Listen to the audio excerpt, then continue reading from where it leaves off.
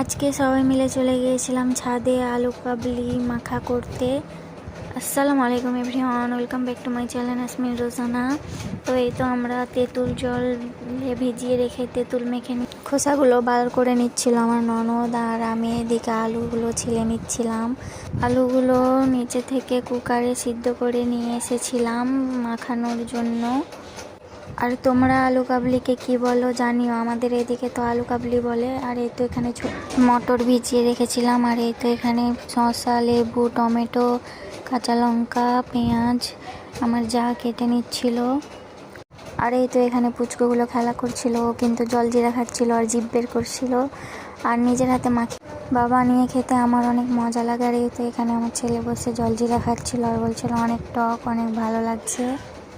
আর সবাই মিলে করলে যে কোনো কাজ তাড়াতাড়ি হয়ে যায়, তো এখানে সবাই মিলে করে নিচ্ছিলাম। আর আমার ছেলে তো জিভ বের করছিল, টক লাগছিল তার জন্যে।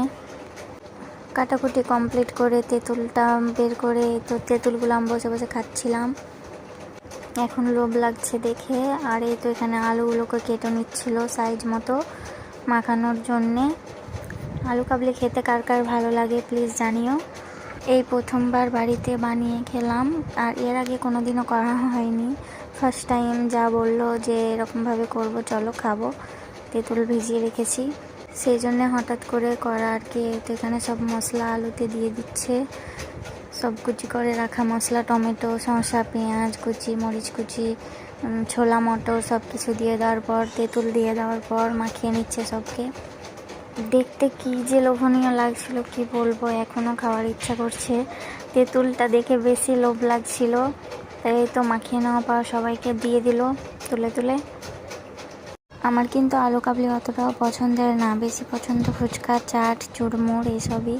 কিন্তু বাড়িতে করার ব্যাপারটাই আলাদা, সব জিনিসই ভালো লাগে।